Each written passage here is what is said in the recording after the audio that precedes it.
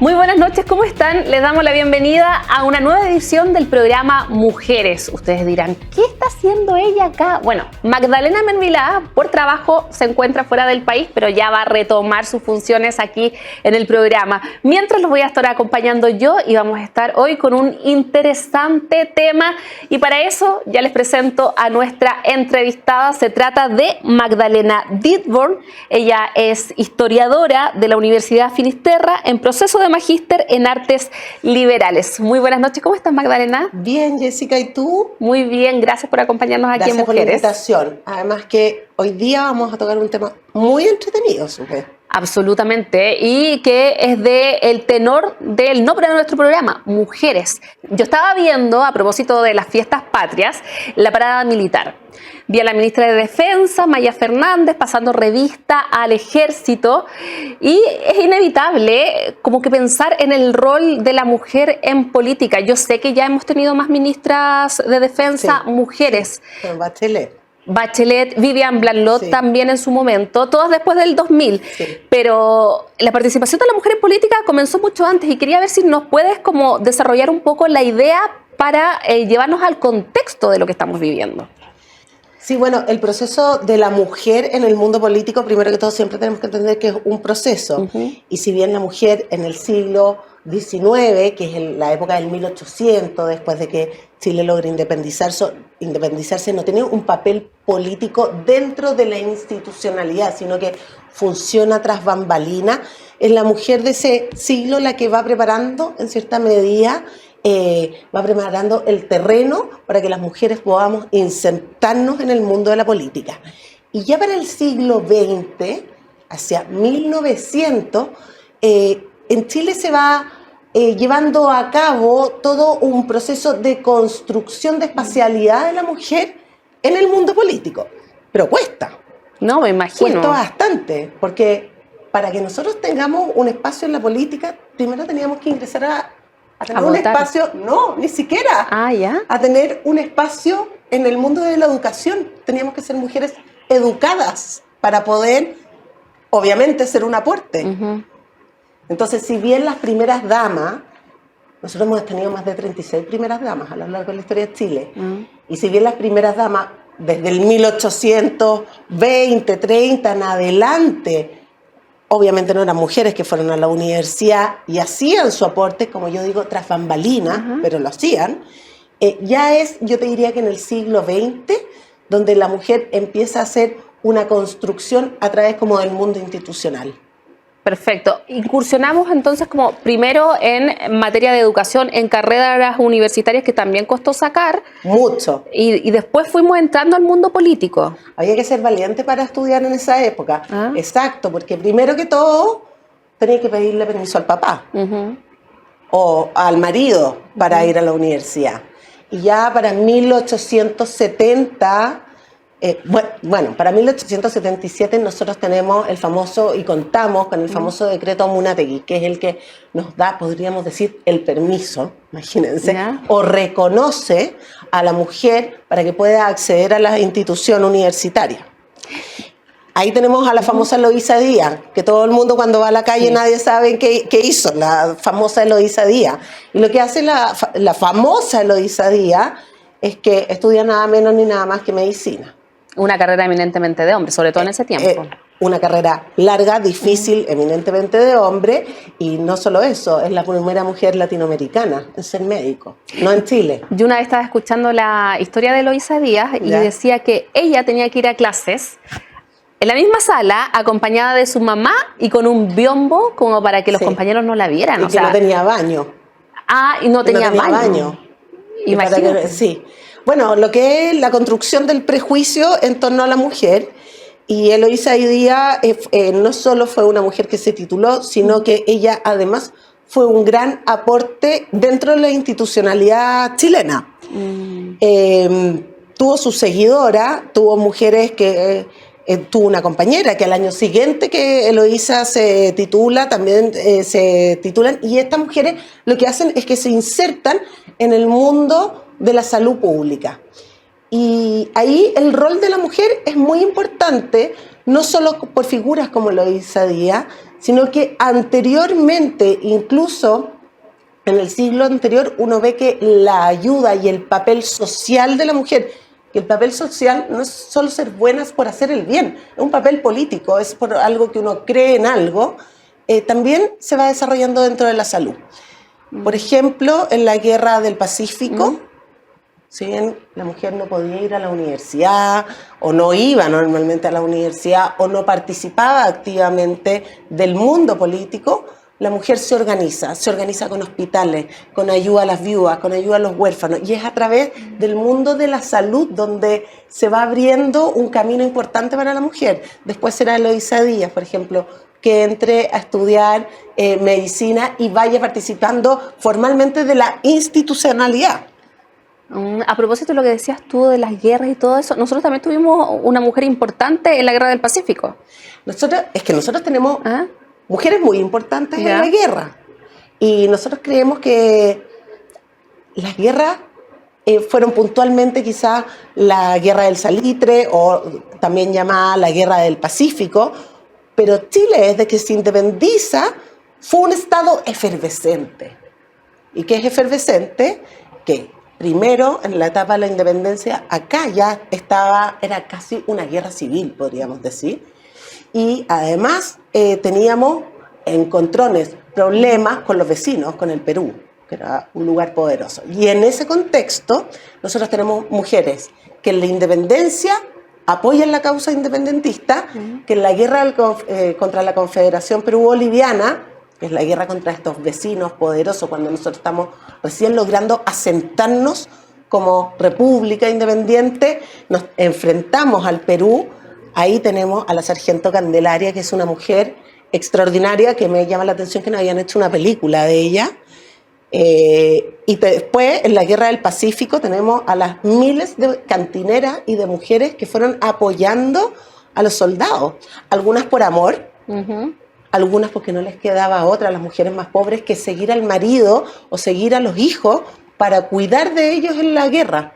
¿Y qué es cuidar de ellos? Desde cocinar, llevar todo lo que es los pertrechos, la comida, las necesidades básicas, hasta otras solteras o casadas que se enlistan para ir a la guerra de forma y movidas por un sentimiento patriótico que las domina.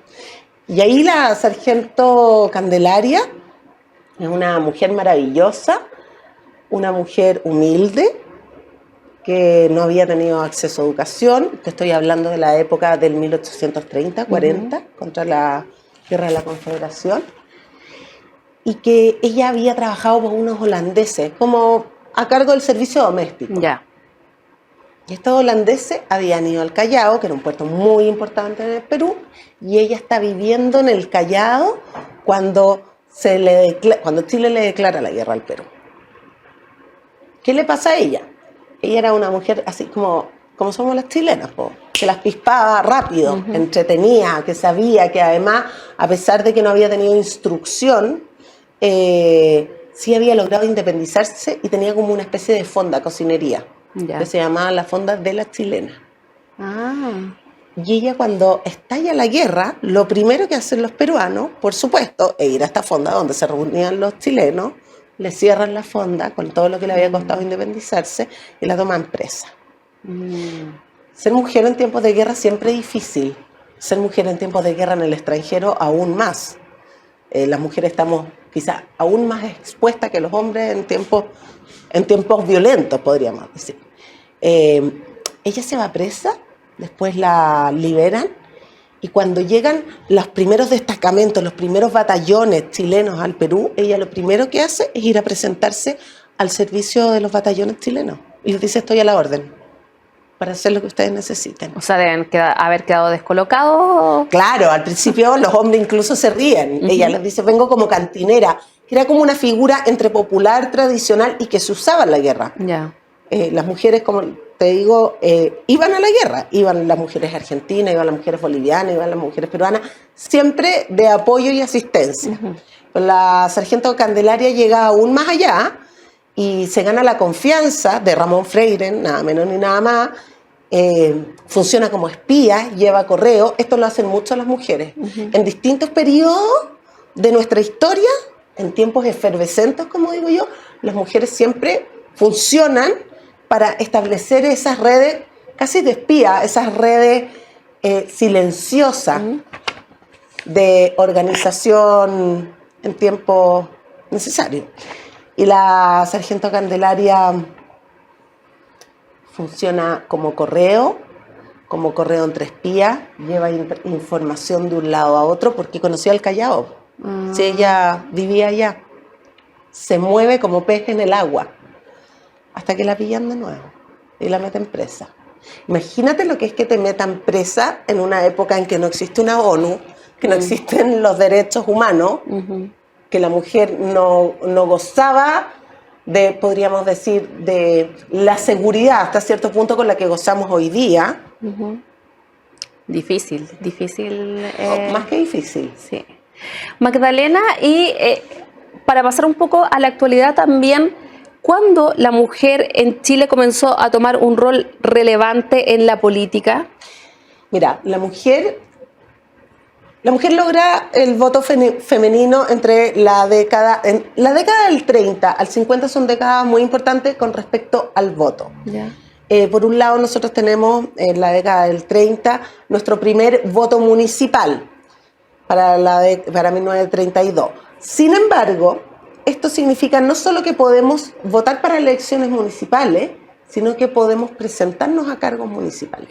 Yo te diría que es quizás ahí, si bien este es un proceso mucho más largo, yo te diría que es quizás ahí donde a través de la institucionalidad, por primera vez el Estado abre, considera, expande esta casa para que las mujeres también tengamos una cabida importante ahí adentro. Es recién ahí. Normalmente uno se queda en la retina con que el voto municipal es como el primer voto de la mujer, pero lo importante es que podemos optar a cargos municipales, entrar a los municipios, sin ir más lejos. Mira el liderazgo hoy día de las mujeres en los municipios. Sí, hay muchas alcaldesas. Muchísimas alcaldesas. Sí. Eso se debe a esto. Y después tenemos para 1949 el voto abierto a la mujer para las elecciones presidenciales. Y es ahí ya cuando nosotros comenzamos a tener una participación aún más importante. Esto no significa que haya sido inmediato. Por supuesto, un proceso en la década del 20 y a fines del siglo XIX también se trabajó mucho para obtener esta participación de la mujer. Pero yo te diría que la década del 30 al 50 es fundamental en esta apertura. Tenemos muchas mujeres que desde ahí nos ayudan a construir esta espacialidad política. Mujeres muy importantes y de mucho peso intelectual en todas las áreas. Entonces es muy importante esa década. Y esto es más personal. ¿Qué te parece el rol, la participación femenina en la actualidad en las distintas instituciones chilenas? Bueno, yo creo que las mujeres hemos logrado, primero que todo, una espacialidad, un espacio muy importante que lo hemos trabajado nosotros. Creo todavía que hay lugares donde falta aún valorar el liderazgo femenino. ¿Y por qué digo valorar el liderazgo femenino? Porque de repente esta misma cosa de la paridad nos juega hasta en contra. Es como, bueno, porque es mujer, hay que hacerle un espacio dejando de lado quizá la consideración de sus capacidades. ¿Me entiendes o no? Obviamente las mujeres somos muy capaces. Sin embargo, creo que también no solo es la paridad lo que nos tiene que impulsar a esa apertura. Es el reconocimiento de la capacidad de las mujeres. No sé si se entiende. Sí, sí se entiende. Yo prefiero que me reconozcan más por mi capacidad que por ser mujer. Y a propósito de eso, te quiero preguntar también por un cargo institucional que en su momento, en marzo, apareció en todas partes y fue bien cuestionado. El rol de la primera dama, que al final también tiene este nombre de coordinadora sociocultural del Palacio de la Moneda o algo así. Yo creo, mira, Yo soy bien crítica de lo que sucedió en marzo ¿Ya? con este nuevo modelo que era, ¿cómo se llamaba en un principio? Se llamaba Tuvimos hasta el gabinete Irina Caramanos. personalista, claro. Bueno, yo creo que es, por un lado, una falta de visión histórica, falta de saber qué pasó atrás. Cuando uno revisa la historia de las primeras damas, claro, las primeras damas, muchos pueden decir, eran casi un acompañamiento para hermosear la figura del presidente. Y sí, en muchos casos así lo era.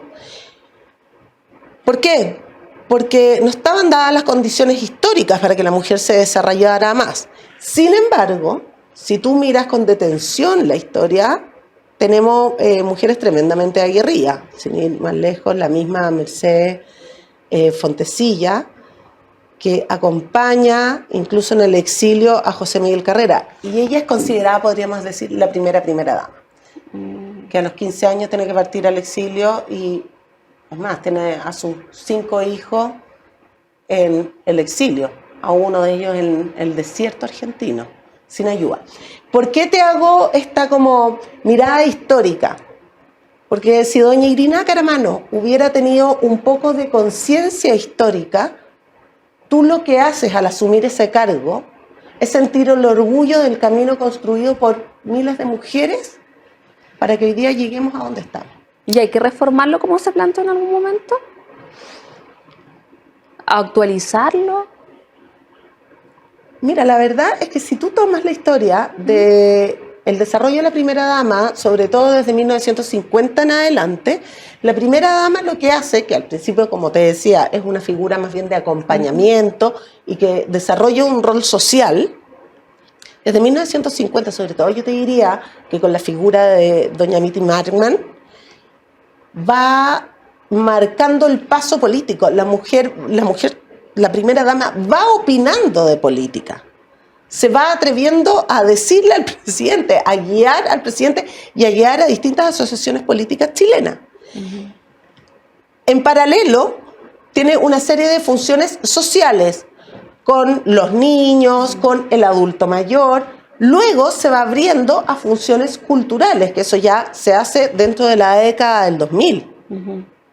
Nosotros tenemos, o sea, sin ir más lejos, creo que es doña Leonora Oyarzún, la señora del presidente Elwin, la que implementa todo un departamento de reconocimiento de nuestras propias culturas raíces y hoy día todo lo que tenemos, por ejemplo, de reconocimiento de artesanía, de denominación de origen, nace de ahí.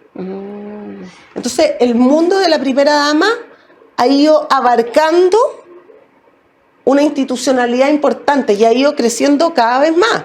En Bachelet también se expande a través de un nuevo departamento que es el de Cultura. Luisa Durán, esposa de Ricardo Lagos Escobar, también jugó un rol relevante. Es que todas las mujeres en el fondo del siglo XXI en adelante han ido expandiendo el papel de la primera dama cada vez más. Es más, incluso en el siglo pasado nosotros nos encontramos con mujeres que empiezan a tener una agenda internacional en su papel de primera dama muy importante. Entonces, siempre hay cosas que reformar en todos los ámbitos de la política, del mundo cultural, del mundo social. Refundar, no lo creo. Creo que es de una ignorancia supina no saber reconocer el historial de las miles de mujeres que han construido el camino para eso. Creo que es borrar de un plumazo el trabajo de miles de mujeres. Te lo digo muy en serio. Magdalena Dittborn, sin duda este tema y el rol de la mujer da para mucho y ojalá nos volvamos a encontrar en un próximo capítulo aquí de Mujeres, porque se nos acabó el tiempo, se nos pasó volando esto de la historia de la mujer en las distintas instituciones chilenas. Muchas gracias por acompañarnos. Te pasaste. Y ojalá nos volvamos a encontrar. Sí. No sé qué, no paré de hablar.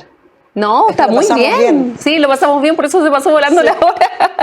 Y ustedes los dejamos invitados para un nuevo capítulo de Mujeres. Que tengan muy buenas noches.